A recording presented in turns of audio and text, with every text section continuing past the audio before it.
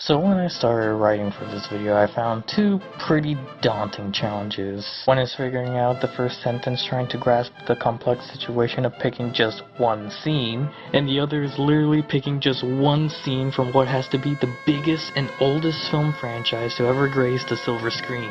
Oh boy, what a mouthful. A film series that spans over 65 years with 35 films and counting under its belt, the task of picking just one scene was really difficult, especially if that film series is something I have followed ever since I was 4 years old. More about that on the card on screen and the links down in the description. The Godzilla series has evoked so much through the years for me and many other fans of the franchise. Scenes that convey an array of emotions and feelings, so for me to pick one left a bit of a knot in my throat. There's the devastating atomic breath scene in Shin Godzilla, the grand airport appearance in Godzilla 2014, the final battle between Godzilla and Kaiser Ghidorah in Godzilla Final Wars, the Lagos Island scene with Godzillasaurus and Godzilla vs. King Ghidorah.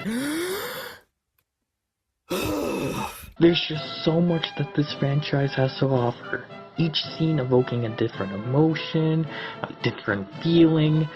I seriously think I'm overstating this, but after much thinking, I finally was able to choose one scene, and it's probably the scene most people don't even know exists when they think of Godzilla. So for my one monstrous moment, I'll be covering the aftermath of Godzilla's second attack in the film Godzilla, 1954.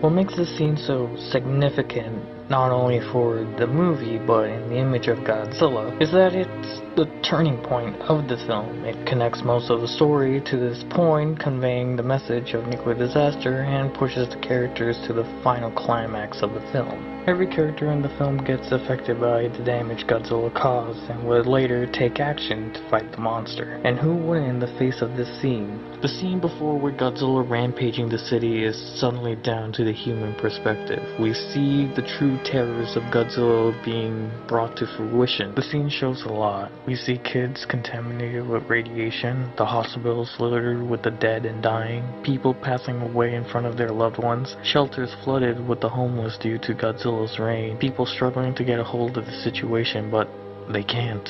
This scene is where I personally realized what Godzilla was supposed to represent. He was no longer this monster that I looked up to as a hero almost, or what many other people described him as, just a guy in a rubber suit. He was much more than that. He's a force of nature, a bastardized hybrid between man's destructive tendency during the wake of the atomic age and nature's vengeful ruthlessness on mankind. And terrifying enough, the imagery is very similar to the aftermath of Hiroshima and Nagasaki.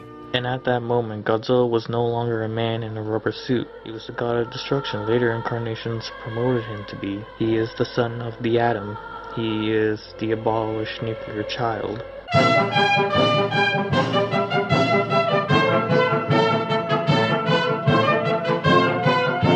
This scene brings the horrors of Godzilla in a painful, realistic perspective. Oftentimes, films covering disasters rarely show what happens to the people. We never think of the damage that was caused, or who was affected by it. But Gojira does just that. It shows the effects the King of the Monsters brought to the people, and shows it in a way that would best be described as disturbing. And the imagery shown is sadly something I'm far too familiar with. I also mentioned that this scene pretty much brings the film to its final conclusion. It is indeed the main turning point that actually allows most of the characters to end up in the final climax. Emiko, who made a promise to Serizawa to not reveal the oxygen destroyer, cracks after witnessing the destruction Godzilla caused. This scene shows itself again in a montage close to the climax of the film. After Hideto and Emiko confront Serizawa, this scene shows again in a bit of a montage with the songs of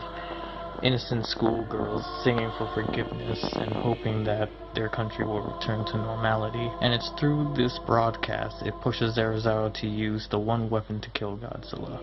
Zarazawa throughout the film was very adamant of not using the oxygen destroyer or even exposing its existence. He watched as Godzilla tore through Tokyo but was never convinced to use the weapon at that time. It was only when he saw the aftermath he ultimately submitted and decided to take on the monster with his super weapon. When rewatching Gojira, I felt a genuine emotion, of sadness almost. First time I felt that Godzilla had to be stopped, which was something I don't usually do. I actually root for the monsters most of the part. That's what this scene communicated to me.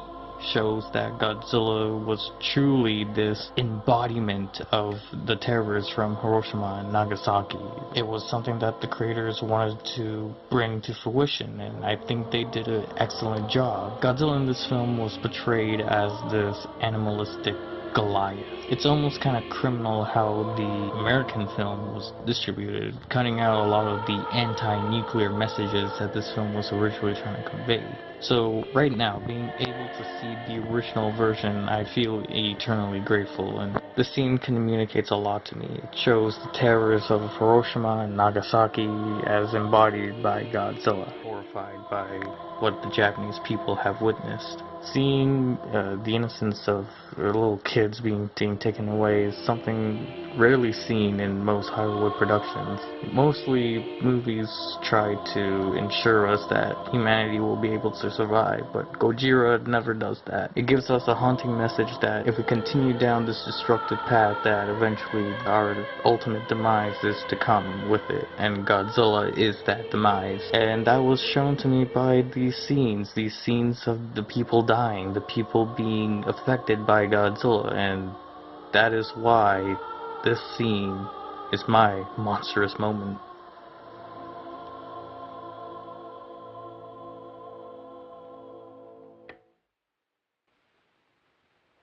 尾形、君たちの勝利だ。